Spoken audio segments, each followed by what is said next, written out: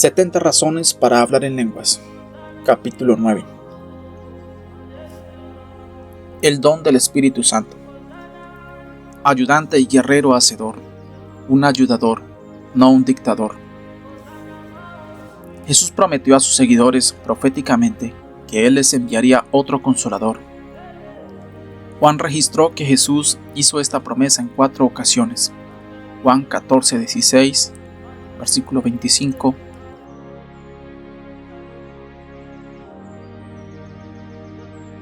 Juan 15:26 y Juan 16:7. Otras traducciones usan diferentes palabras para describir lo que Jesús enviaría, como consejero, consolador, defensor, otro amigo y otra persona que permanecería con uno. Yo uso la Reina Valera como mi Biblia personal. Esta traduce la palabra griega parakletos como ayudante, y esta palabra es la que mejor describe el trabajo principal del Espíritu Santo que quiero explicar y enfatizar en este capítulo. Cuando el Espíritu vino, manifestó su presencia al permitir a cada persona hablar en un nuevo lenguaje del Espíritu. Como hemos visto, la habilidad de hablar en una lengua desconocida con un lenguaje de Espíritu es la evidencia de que una persona ha recibido el don del Espíritu Santo. ¿Qué es el don? Ahora queremos descubrir qué es el don. El Espíritu Santo no es un dictador encima del creyente, sino un ayudante. En mis primeros días de Pentecostés, el Espíritu Santo era percibido como un dictador con respecto a la manifestación de las bendiciones y obras del Espíritu. La creencia era que nada podía ser manifestado a menos que el Espíritu lo dispusiera, cronometrara, controlara y dirigiera soberanamente. Se creía esto con relación al hablar en lenguas, manifestar los dones del Espíritu y ciertas maneras en que alabamos al Señor. Cuando tal experiencia era producida, generalmente era basada en tener una fuerte motivación emocional y acciones que se suponía que era el Espíritu Santo moviéndose sin tener en cuenta la voluntad o la fe del cristiano en el que se daba la manifestación. Un ejemplo de esto es lo que llamamos danza en el Espíritu. Yo he experimentado la danza en el Espíritu 3 veces antes de llegar a ser pastor. No era considerada un acto de la voluntad para alabar a Dios como lo es hoy. Era visto como un momento en que el Espíritu Santo asumía el control total de su cuerpo y hacía el baile en la persona, generalmente un baile sin control muy salvaje. Mis 3 experiencias de danza y luego caer bajo el poder eran algo típico de la práctica. La primera vez fue en una pequeña iglesia de las Asambleas de Dios en Boswell, Oklahoma, a la que asistí durante 9 meses después de ser salvo y recibir el don del Espíritu Santo en julio de 1950 a los 16 años. Yo estaba alabando al Señor con otras personas cuando de repente sentí como si una corriente eléctrica comenzara a subir por mis piernas. Cuando llegó a mis rodillas empecé a danzar y a dar vueltas como un tornado blanco.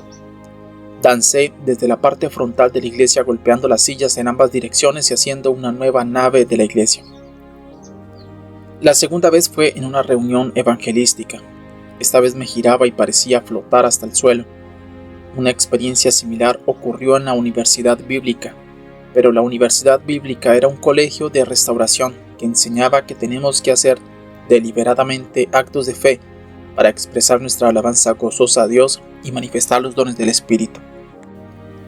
Después de salir de la Universidad Bíblica, empecé a pastorear una iglesia en febrero de 1954 a los 19 años.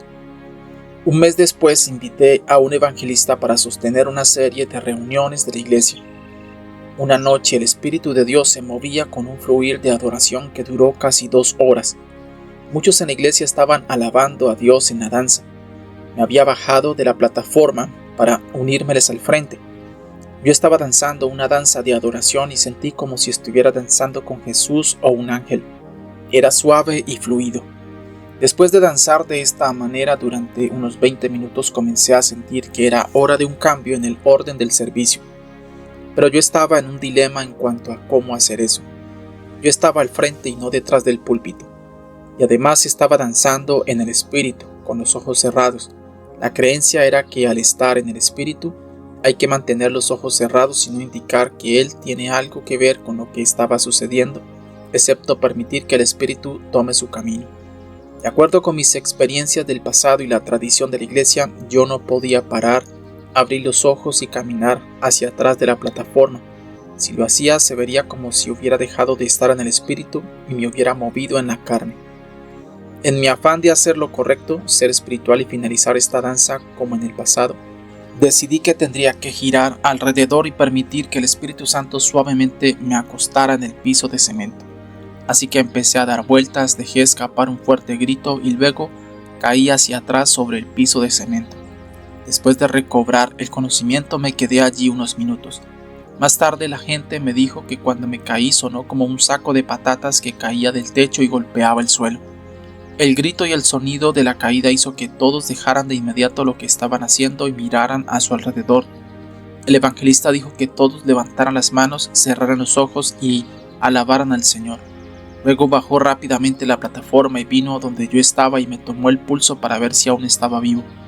Luego volvió al púlpito y les dijo que todo estaba bien, que yo estaba en el espíritu. Ahora estaba en un dilema más grande que en el que había estado antes. Pensé en levantarme como sea, pero mientras rodaba mi cabeza hacia el otro lado la levanté cerca de 2 pulgadas y cuando empecé a levantar mi cabeza mi cabello estaba pegado al suelo. Supe entonces que tenía un nudo grande en la parte posterior de mi cabeza y que estaba sangrando. La costumbre era que si estuviera realmente en el espíritu entonces usted no se vería perjudicado al caer bajo el poder. Sentí que si me levantaba en ese momento todos podrían pensar que yo había estado en la carne. Así que me quedé allí moviendo mi cabeza hacia atrás y hacia adelante con la esperanza de estirar aquel nudo antes de que la gente pudiera verlo. Me di cuenta de que mi cabeza estaba tendida junto a la plataforma y cualquier sangre correría debajo de la plataforma. Yo había limpiado la iglesia antes y sabía que el suelo estaba inclinado en esa dirección. Me quedé allí hasta que el evangelista terminó de predicar y oró por la gente y todos se fueron, con excepción de 3 personas que acabarían siendo mi esposa, su madre y su mejor amiga.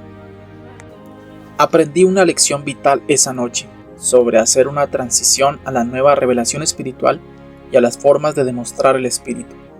Podemos entrar en la carne mientras tratamos de ser espirituales, sobre todo cuando Dios nos está llevando a su nuevo orden de adoración y las formas de manifestar el espíritu.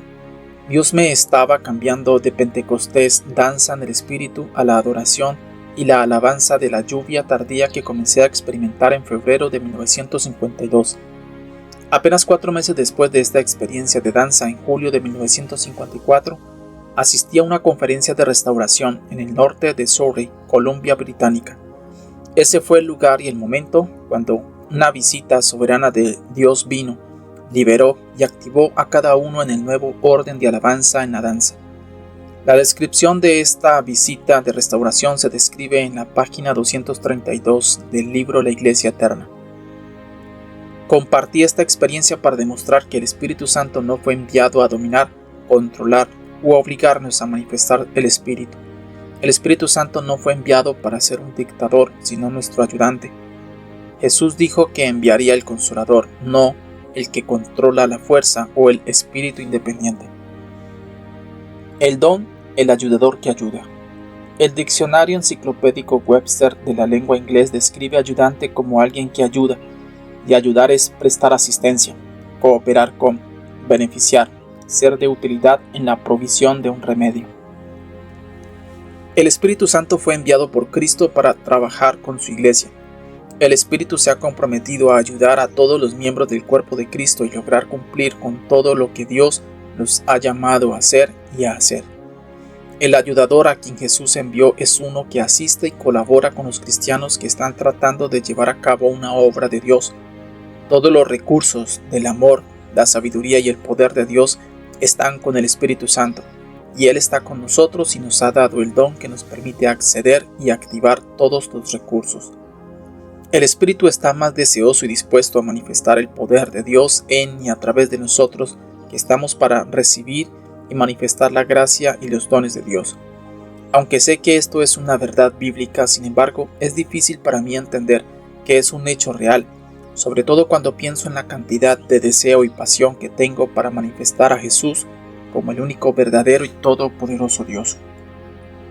Si de verdad entendemos y creemos quién es el Espíritu Santo, entonces nuestra fe aumentaría enormemente para recibir, creer y manifestar los dones de Dios. Debemos actuar sobre la amonestación de Jesús sobre nuestros deseos. Por tanto os digo que todo lo que pidiereis orando, creed que lo recibiréis y os vendrá. Marcos 11:24. Hay que agregar la fe que recibe. Entonces vamos a tener y demostrar todo lo que el Espíritu Santo tiene para nosotros. El Espíritu es nuestro ayudador. Él está 24 horas al día listo y dispuesto para ayudarnos y cooperar con nosotros para lograr el propósito de Dios. Él sabe que puede hacer mucho más abundantemente todo lo que podemos pedir o pensar, pero también sabe que tiene que estar de acuerdo con el poder que está trabajando dentro de nosotros. El Espíritu Santo espera que usemos el don de nuestro lenguaje espiritual para generar ese poder dentro de nosotros, el cual se necesita para que Dios haga esas cosas superiores y en abundancia para nosotros. Efesios 3:20. El ejemplo de la cuenta bancaria. Una traducción. Juan 14:16 transmite la idea de que el Consolador está al lado de nuestro espíritu con todas las disposiciones necesarias para que podamos cumplir con nuestro ministerio. Recuerde la analogía en el capítulo 5 de Jesús consignando $1,000,000 en nuestra cuenta bancaria, con todo ese dinero disponible para nosotros para girar los cheques que sean necesarios para satisfacer nuestras necesidades personales y las necesidades del pueblo de Dios. Si solo giramos 5 y 10 cheques en dólares de vez en cuando, seríamos contados como muy tontos y temerosos, o que carecemos de la visión y el deseo de girar cheques más grandes y con más frecuencia para conseguir más. La mayoría de los cristianos no usan su chequera, que es su lengua espiritual, para girar múltiples o grandes cheques de su cuenta bancaria completamente llena, la cual es el Espíritu Santo. Jesús deposita en el Espíritu Santo todo lo que necesitaríamos para sobresalir mucho más abundantemente en glorificar a Dios y ministrar a la humanidad. Voluntad de Dios, fe del hombre. Antes del movimiento carismático se enseñaba que el Espíritu Santo solo manifiesta los dones del Espíritu de acuerdo a su propia voluntad. En aquel entonces recibimos la impresión de nuestros maestros de que el Espíritu se mostraba reacio e indiferente sobre la manifestación de los dones del Espíritu. A veces él estaba dispuesto a manifestar sus dones y a veces no estaba de humor.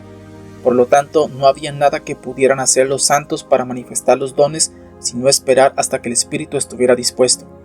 Esta enseñanza en general proviene de una errónea interpretación y aplicación de 1 Corintios 12:11.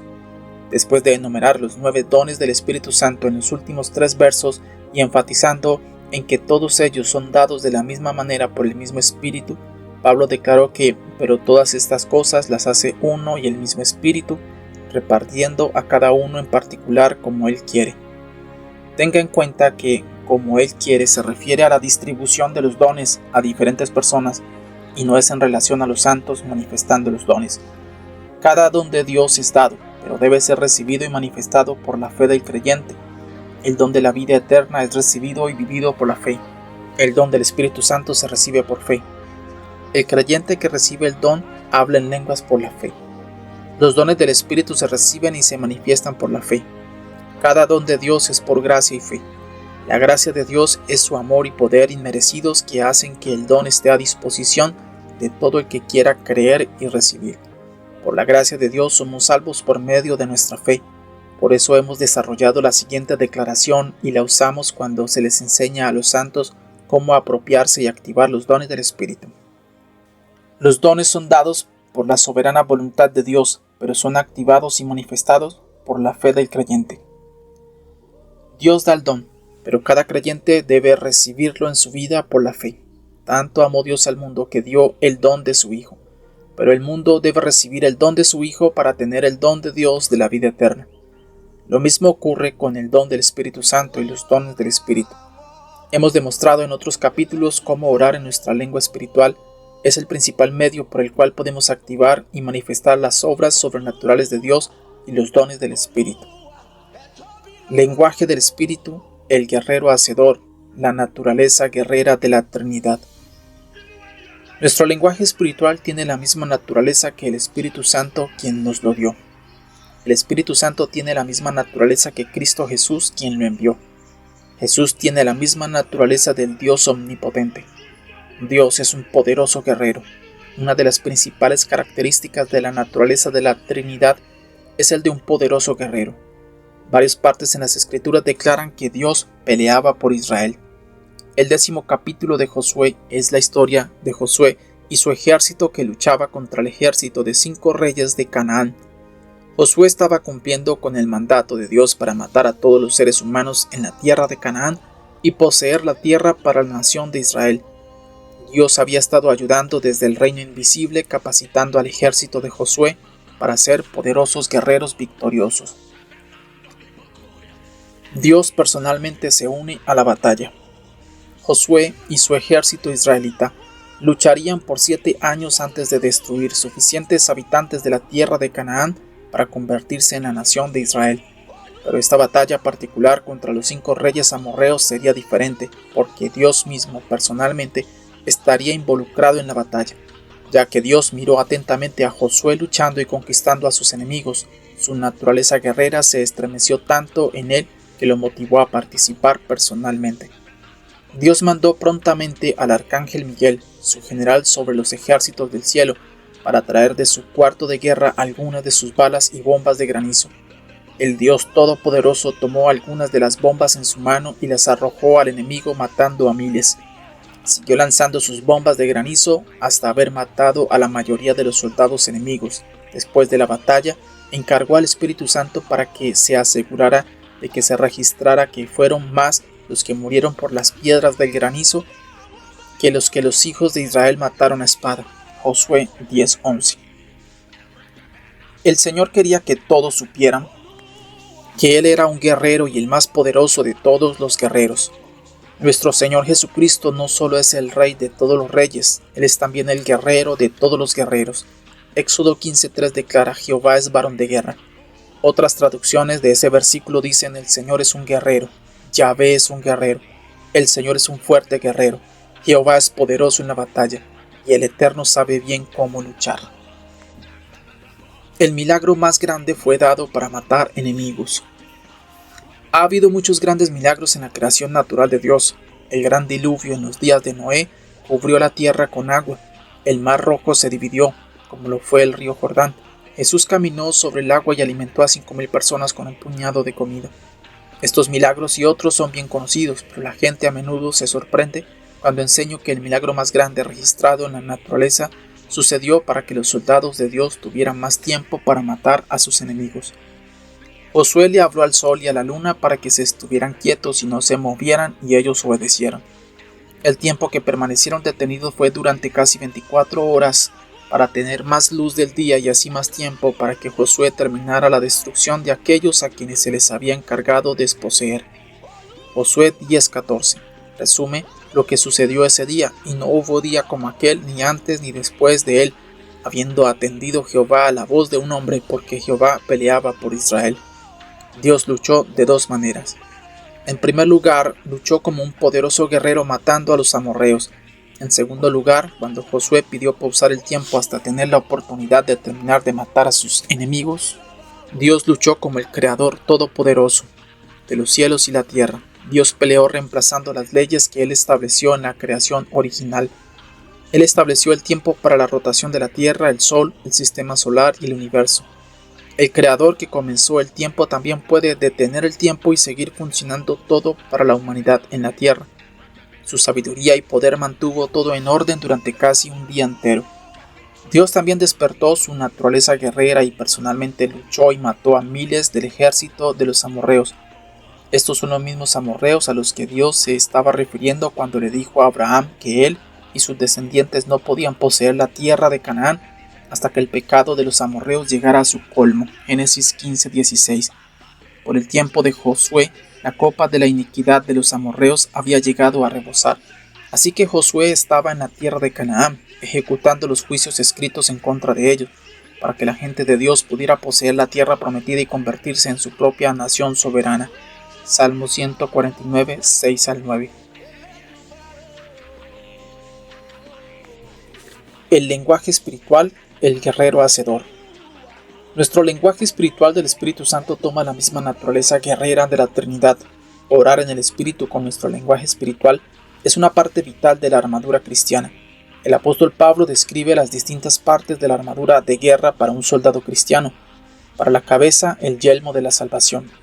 para el pecho y la espalda la coraza de justicia, para la cintura el cinturón de la verdad, para los pies las botas de combate de la preparación del Evangelio de la paz, para los brazos y las manos combatientes el escudo de la fe en una mano y la espada del Espíritu, que es la palabra de Dios, en la otra mano, y la oración en el lenguaje espiritual, que es la productora de energía interna que empodera al soldado cristiano con la voluntad, la sabiduría, el coraje y el poder para pelear la buena batalla de la fe.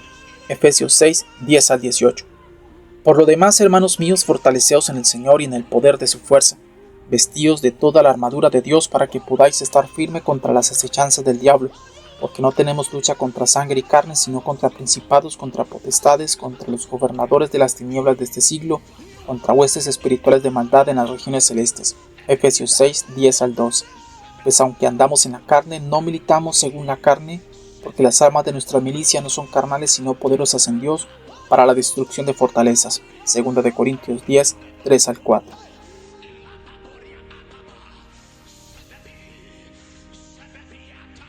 Guerreando con nuestro lenguaje espiritual contra las fuerzas espirituales de maldad. La guerra cristiana es en el reino espiritual. Nosotros no luchamos contra los seres humanos de carne y hueso, sino contra seres espirituales y espíritus demoníacos que operan en el ámbito espiritual. A veces se conoce como nuestra guerra en lugares celestiales. Hay 3 campos de los lugares celestiales. El primer cielo es la atmósfera natural alrededor de la tierra. El tercer cielo es donde Dios se sienta en su trono gobernado sobre todo. El segundo cielo es el espacio entre la atmósfera terrestre y el perímetro exterior del tercer cielo. El diablo y todos sus ángeles caídos y espíritus demoníacos operan desde la sede del infierno en el corazón de la tierra al segundo cielo. Como santos debemos pelear con nuestras armas espirituales desde nuestra posición espiritual. Esa posición es donde Cristo nos resucitó y nos posicionó para la batalla, y juntamente con Él nos resucitó, y asimismo nos hizo sentar en los lugares celestiales con Cristo Jesús. Efesios 2:6. ¿Dónde están esos lugares celestiales donde los santos son colocados? Necesitamos conocer nuestra posición y poder. El apóstol Pablo oró a Dios, el Padre, de nuestro Señor Jesucristo, para que los santos recibieran el espíritu de sabiduría y de revelación para este propósito, para que el Dios de nuestro Señor Jesucristo, el Padre de gloria, os dé espíritu de sabiduría y de revelación en el conocimiento de Él, alumbrando los ojos de vuestro entendimiento para que sepáis cuál es la esperanza a que Él os ha llamado, y cuáles las riquezas de la gloria de su herencia en los santos, y cuál la supreeminente grandeza de su poder para con nosotros los que creemos, según la operación del poder de su fuerza, la cual operó en Cristo resucitándole de los muertos y sentándole a su diestra en los lugares celestiales, sobre todo principado y autoridad y poder y señorío, y sobre todo nombre que se nombra no solo en este siglo, sino también en el venidero, y sometió todas las cosas bajo sus pies, y le dio por cabeza sobre todas las cosas a la Iglesia, la cual es su cuerpo, la plenitud de aquel que todo lo llena en todo. Efesios 1, 17 al 23. Bendito sea Dios y Padre de nuestro Señor Jesucristo, que nos bendijo con toda bendición espiritual en los lugares celestiales en Cristo. Efesios 1:3. Y de aclarar a todos cuál sea la dispensación del misterio escondido desde los siglos en Dios, que creó todas las cosas, para que la multiforme sabiduría de Dios sea ahora dada a conocer por medio de la Iglesia a los principados y potestades en los lugares celestiales, conforme al propósito eterno que hizo en Cristo Jesús nuestro Señor. Efesios 3, 9 al 11.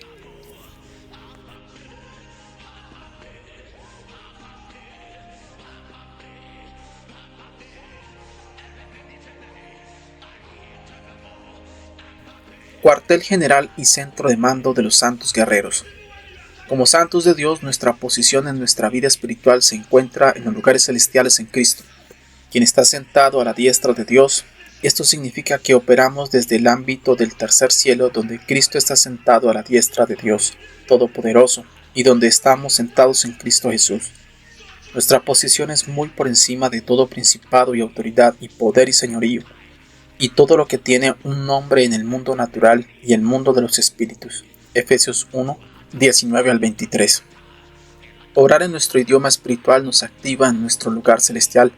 Es un misterio y una paradoja que podamos estar viviendo en el mundo natural, caminar y hablar en nuestro cuerpo natural y sin embargo al mismo tiempo en nuestro espíritu podemos estar sentados a la diestra de Dios en Cristo Jesús. El jardín del Edén de los santos. Adán y Eva tuvieron un jardín del Edén, donde todo lo que necesitarían para hacer la obra de Dios estaba disponible. Como santos tenemos nuestro propio jardín del Edén, se llama los lugares celestiales con Cristo Jesús. Nuestro Señor Jesucristo ha proporcionado y nos bendijo con toda bendición espiritual en lugares celestiales en Cristo. Efesios 1:3. Adán y Eva tenían que permanecer en el jardín para tener todas esas bendiciones disponibles. Tenemos que permanecer en lugares celestiales en Cristo para participar y demostrar la vida y las obras sobrenaturales de Cristo. Esa es la razón por la que la Biblia nos dice que debemos andar en el Espíritu, vivir en el Espíritu y orar en el Espíritu. La principal forma de orar en el Espíritu es orando en el lenguaje espiritual con el cual el Espíritu Santo nos ha dotado. El lenguaje espiritual abre la puerta a nuestro jardín del Edén y luego nos dirige a los recursos y nos ayuda adecuadamente en todo lo que necesitamos para lograr el propósito de Dios para nuestras vidas. Nuestra autoridad y posición está sobre la actividad del diablo y todo su ejército de ángeles caídos y demonios, los cuales están limitados principalmente al primer ámbito de los lugares celestiales, por encima y por debajo su infierno de fuego. La posición y las armas de los santos. Todas las fuerzas del mal están bajo nuestros pies. Cuando operamos desde nuestro lugar de estar escondidos con Cristo en Dios, tenemos el poder sobre todas las huestes del diablo. Nuestra batalla no es con los seres de carne y hueso, sino que es contra los seres espirituales de maldad. Nuestra guerra no es con armas carnales terrenales, sino que estamos en guerra y se nos han dado armas espirituales poderosas para derribar la fortaleza del infierno. Las principales armas de la guerra de la Iglesia son la sangre de Jesús, el nombre de Jesucristo, la palabra de Dios, las alabanzas de Dios, el grito de la fe, los dones del Espíritu y el lenguaje espiritual que empodera a los santos con el amor, la fe y el poder para usar estas armas con eficacia. Lucifer expulsado del tercer cielo. Después hubo una gran batalla en el cielo. Miguel y sus ángeles luchaban contra el dragón, y luchaban el dragón y sus ángeles, pero no prevalecieron, ni se halló ya lugar para ellos en el cielo. Y fue lanzado fuera el gran dragón, la serpiente antigua, que se llama Diablo y Satanás, el cual engaña al mundo entero. Fue arrojado a la tierra y sus ángeles fueron arrojados con él. Apocalipsis 12, 7-9.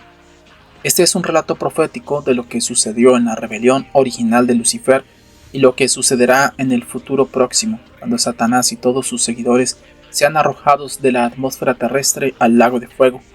Miguel y los santos ángeles de Dios expulsaron a Lucifer del cielo, pero Jesús y su ejército de santos pelearán contra él y los echarán de la tierra al lago de fuego. Apocalipsis 19, 11-21. El rebelde Lucifer y sus ángeles caídos fueron echados del tercer cielo al primer cielo alrededor de la tierra. La caída de Lucifer causó grandes erupciones catastróficas a la tierra, dando lugar a que la tierra estuviera desordenada y vacía. Génesis 1:2. La tierra estaba cubierta de agua y Dios quitó toda la luz de la tierra, lo que provocó que se sumiera en la oscuridad total y se congelara en una gran bola de hielo. Cuando Dios comenzó a ordenar la tierra para que fuera habitada, tuvo que meditar sobre las aguas heladas con el calor de su luz. Fue hasta el tercer día de su trabajo creativo que el agua congelada alrededor de la tierra se derritió lo suficiente para que Dios separara la tierra seca y las aguas de los ríos, lagos y océanos. En los otros 3 días Dios creó todas las criaturas del aire, las aguas y la tierra. Su último acto creativo fue la creación del hombre a su imagen y semejanza. Las 8 principales razones para que Dios creara al hombre de la tierra e hiciera la tierra su hogar están cubiertas a fondo en mi libro titulado ¿Quién soy yo y por qué estoy aquí? El hombre hecho más poderoso que el diablo. La humanidad es la única creación de Dios que fue hecha a la propia imagen y semejanza de Dios. Lucifer no fue hecho a imagen y semejanza de Dios. Lucifer era uno de los arcángeles de Dios y fue originalmente su ministro de música. Lucifer cayó y se convirtió en el diablo, que es el iniciador y el Dios de todos los males y todo lo que es contrario a la voluntad y los caminos de Dios. Satanás nunca fue parte de la deidad, nunca fue como Dios, que es omnipotente, todopoderoso, omnisciente, que todo lo sabe, y omnipresente, que está presente en todas partes. Satanás no es todopoderoso, no lo sabe todo y no está presente en todas partes al mismo tiempo. Sin embargo, Dios creó a la humanidad con el potencial de participar en todos los atributos de Dios, especialmente cuando el hombre se mueve por el Espíritu de Dios y funciona en la dimensión del Espíritu, de la naturaleza y atributos de Dios. El hombre fue creado con mayor poder, sabiduría y autoridad que el diablo, pero el hombre cayó al obedecer a la serpiente diabólica y no a Dios, y por lo tanto renunció a la posición y el poder que Dios había dado a la humanidad. El diablo entonces se hizo el Dios de la tierra y todos sus malos caminos. Cuando la Escritura se refiere al diablo como el Dios de este siglo, en 2 Corintios 4:4 no le está dando el lugar de ser un Dios como el Dios eterno del universo. Hay un solo Dios. El diablo es solo un príncipe de las tinieblas. Satanás es el gobernante y el Dios de todos los que no aceptan el camino de la vida de Jehová y su única provisión para la reconciliación de la humanidad a Dios, Jesucristo, su Hijo. Jesucristo creó una nueva raza de personas. Cuando Jesús murió en la cruz, resucitó de los muertos y dio a luz a su iglesia. Comenzó una nueva raza de la humanidad. Esta raza consistía en personas que han nacido de nuevo y han sido trasladadas de la maldición de la tierra a las bendiciones del reino de Dios. El hombre fue restablecido y activado en una creación de un nuevo hombre superior a la creación original de Adán. Adán fue creado sin el conocimiento del pecado y la rebelión y vivió una vida de inocencia hasta que comieron del fruto prohibido. El hombre de la nueva creación en Cristo Jesús fue creado a partir de la humanidad que no era inocente, sino conocedores del bien y del mal. El nuevo hombre en la raza de Cristo, que es la raza de la Iglesia, fue creado en la justicia de Dios. La nueva raza de la Iglesia se compone de santos que han nacido del Espíritu y han sido bautizados en el Espíritu, porque todos los que son guiados por el Espíritu de Dios, estos son hijos de Dios. Romanos 8:14. Jesús es el Rey de su reino de santos. Él les ha dado su poder y autoridad sobre todo el poder del diablo. Lucas 10:19. Los santos espirituales son embajadores delegados de Dios y guerreros para implementar y ejecutar todo lo que Cristo quiere que su iglesia sea y haga. Los santos también tienen la autoridad para ejecutar todos los juicios que el Dios eterno ha decretado en el mundo. Las obras que Jesús hizo mientras estaba en la tierra también serán hechas por los santos y aún mayores obras. Juan 14:12. Salmo 149, 6-9. Jeremías 51:20. 2 Corintios 5:20. Ejemplo del ayudador ayudando a los santos guerreros. Durante los últimos 24 años, en el mes de octubre, hemos realizado nuestra conferencia de apóstoles y profetas de Christian International. En esta conferencia, durante la operación Desert Shield, la concentración para la primera guerra del Golfo, Dios proféticamente reveló que Él quería que nosotros hiciéramos guerra espiritual para los soldados aliados. El Señor reveló que el diablo estaba planeando que 60,000 soldados estadounidenses fueran asesinados. Él quería que intercediéramos y guerreáramos contra los planes del enemigo y salváramos a 50,000 de nuestros soldados de ser asesinados. Hubo más de 1,000 asistentes a la conferencia. Hicimos guerra espiritual. En primer lugar, revelamos a todos los participantes lo que había sido revelado a nosotros, y luego dirigimos nuestra oración contra el enemigo. Hablamos en la autoridad del nombre de Jesús, hicimos declaraciones apostólicas y proclamaciones proféticas de la palabra de Dios y el grito de la fe. Después oramos con todo el entendimiento que teníamos sobre la guerra. Exhorté a todos los santos a que oraran en sus lenguas espirituales de guerra.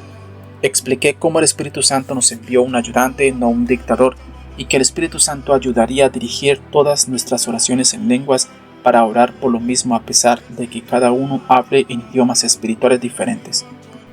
1,000,000 de santos hablando en lenguas al mismo tiempo contra el mismo enemigo produciría más poder espiritual que lo que la represa de Hoover podría producir en energía eléctrica durante el mismo tiempo. La Biblia dice que una persona puede poner a volar a 1,000, pero 2 pueden hacer huir a 10,000. ¿Cuántos de nuestros enemigos pueden hacer huir 1,000 santos unidos orando en el Espíritu? Millones de principados, demoníacos y los ángeles malvados. Hicimos unos 30 minutos de intensa guerra espiritual. El grito de fe en nuestras lenguas espirituales explotó en el campamento del enemigo como una bomba atómica, destruyendo a miles de fuerzas demoníacas e interrumpiendo sus canales de comunicación. El Espíritu Santo reveló entonces que habíamos ganado la batalla. En ese momento me preguntaba por qué Dios nos dijo que nos daba la responsabilidad de salvar a 50,000 en vez de los 60,000. 2 semanas más tarde, yo estaba predicando en una iglesia profética en Tulsa, Oklahoma. Compartí con ellos acerca de nuestra reciente guerra espiritual que el Señor nos había mostrado para salvar a 50,000 de los 60,000 soldados. Ellos se emocionaron y me explicaron que durante esa misma noche Dios había hablado a la congregación para que intercedieran y batallaran por la vida de 10,000 soldados estadounidenses.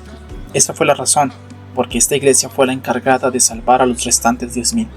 Más tarde escuchamos reportes de que las tácticas y los planes por donde iban a invadir la tierra fueron cambiados en el último momento y en el momento de nuestra guerra espiritual.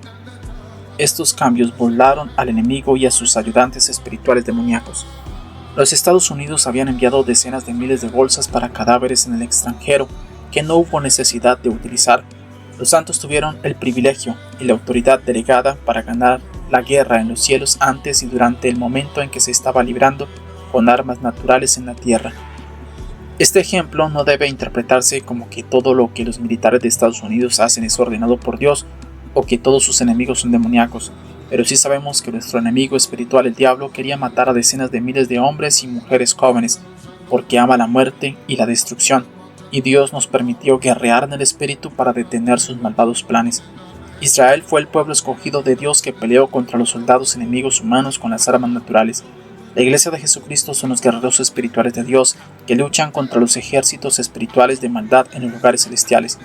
Aunque los santos de la Iglesia son personas naturales con cuerpos de carne y hueso, aún así son un pueblo espiritual que guerrea espiritualmente en el mundo de los espíritus. Los santos luchan desde sus cuarteles generales espirituales y sus lugares celestiales en Cristo a la diestra de Dios. Su habilidad para orar en un lenguaje espiritual es una de sus grandes armas espirituales de guerra. El lenguaje espiritual es nuestro ayudador y guerrero hacedor. Los santos que ejercitan sus lenguas espirituales de oración son animados, capacitados, iluminados y empoderados para ser poderosos guerreros en el ejército del Señor. Otros ejemplos de ayuda en guerra. Estos son los mismos principios que seguimos cuando fuimos dirigidos por el Espíritu Santo para ir a las naciones del Pacífico y desarticular y detener los planes del diablo para iniciar una tercera guerra mundial entre Occidente y Oriente. Hicimos guerra espiritual en esas naciones desde 1992 hasta 2001, cuando Dios nos aseguró que habíamos cumplido nuestra misión. El plan del diablo para iniciar una tercera guerra mundial por causa de las naciones orientales para luchar contra las naciones occidentales se detuvo. El diablo entonces cambió al terrorismo de una manera importante el 11 de septiembre del 2001. Hemos utilizado estas mismas armas de guerra cuando nuestra iglesia local ha descubierto que el diablo ha asignado un principado diabólico contra nosotros. Hacemos lo mismo cuando descubrimos los planes del diablo en contra de nuestra red apostólica Christian International. Permítale al ayudador dar ayuda. Todo este capítulo fue escrito con el propósito de ayudar a los cristianos a entender que el Espíritu Santo es un ayudante y no un dictador. El don de nuestra lengua espiritual es el principal medio del Espíritu de ayudar a los cristianos. El Espíritu Santo y nuestra lengua espiritual le ayudan y cooperan con nosotros en nuestro trabajo para Dios. Si todos queremos orar en la unidad y en acuerdo sobre algo o hacemos guerra contra una fuerza del mal, el Espíritu Santo cooperará dirigiendo todas las lenguas espirituales de los santos para orar por la misma cosa al mismo tiempo, aunque sea en diferentes idiomas espirituales. Estos son solo algunos de los numerosos ejemplos que se podrían utilizar para mostrar las diversas formas en que nuestra lengua espiritual puede ser utilizada para ayudar a vencer a nuestros enemigos y lograr grandes cosas para Dios.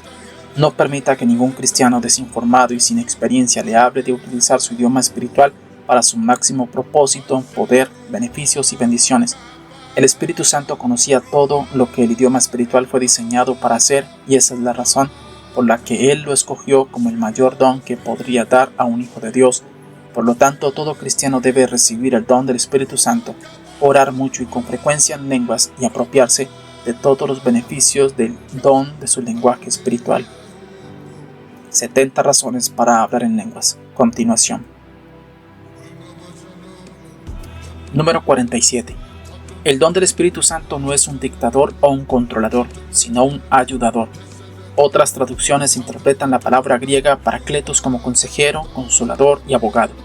La palabra ayudador transmite más la forma en que el Espíritu Santo trabaja con nosotros para cumplir nuestro ministerio y la obra de Cristo. El Espíritu Santo envió su don para motivar, guiar y ayudarnos a iluminar y capacitar, revelar e inculcar que tenemos que hacer la voluntad de Dios. Él no vino para hacer el trabajo por nosotros, sino para empoderarnos para hacer las obras de Cristo. El lenguaje espiritual no es temperamental o independiente de nosotros, ni domina sobre nosotros, sino que es uno con nosotros para ayudarnos en todas las formas posibles para cumplir con nuestro ministerio de membresía como miembros eternos del cuerpo de Cristo, funcionando por siempre. Hechos 1:8. Juan 14:26. Juan 15:26. Juan 16:7 al 15. Efesios 3:20 y 21.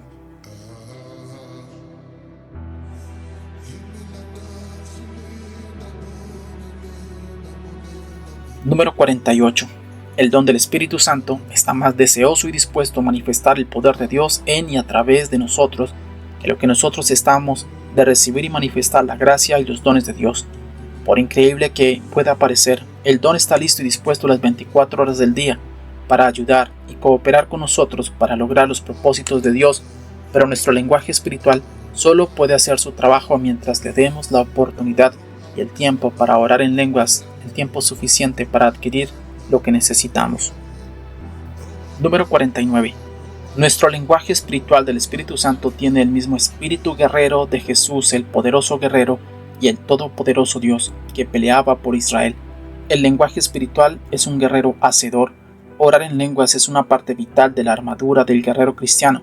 Las armas de nuestra milicia son armas espirituales y nuestro lenguaje espiritual es lo que nos empodera para usarlas poderosa y efectivamente en la conquista de nuestros enemigos. Efesios 6:10 al 18, 2 de Corintios 10:3 al 4 y Josué 10:14.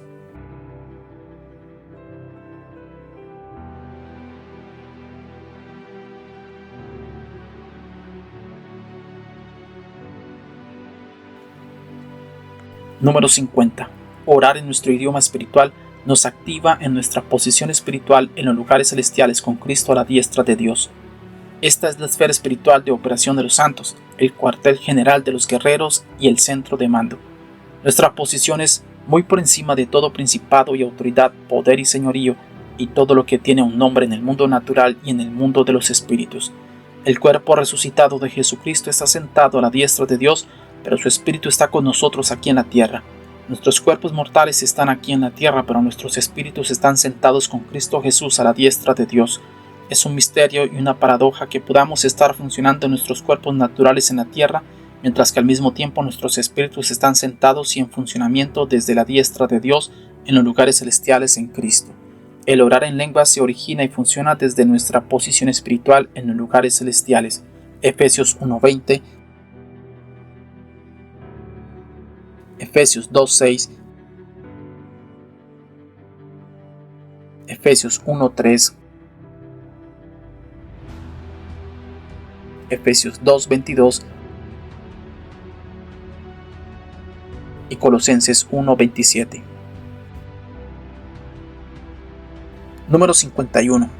Las principales armas de la guerra de la Iglesia son la sangre de Jesús, el nombre de Jesucristo, la palabra de Dios, las alabanzas a Dios, el grito de fe y los dones del Espíritu. El lenguaje espiritual es lo que empodera a los santos con el amor, la fe y el poder de usar esas armas con eficacia. Marcos 16:17. Juan 14:13. Salmo 149, 6 al 9. Hebreos 4:12. Efesios 6:16. Josué 6:20. Salmos 47:1. Segunda de Corintios 10:4. Primera de Juan 1:9. Primera de Juan 4:18. 1 de Juan 5:4.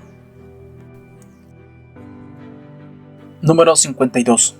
Cuando los santos se reúnen y se sienten guiados a hacer guerra espiritual en contra de un enemigo en particular o para algún propósito en particular, el Espíritu Santo dirigirá las lenguas espirituales de todos los santos para orar por la misma cosa al mismo tiempo, a pesar de que cada santo esté orando en una lengua diferente.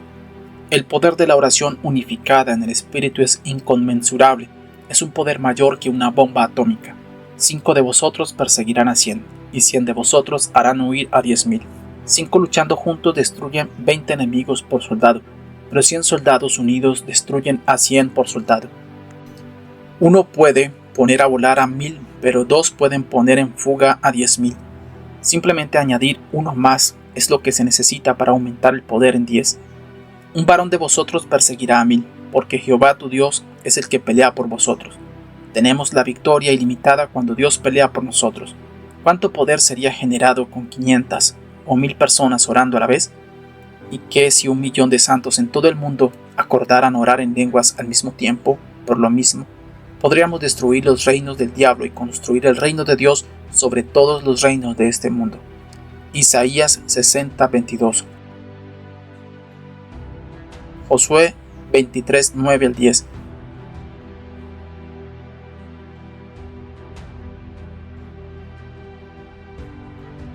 Levíticos 26:8. Zacarías 12:8.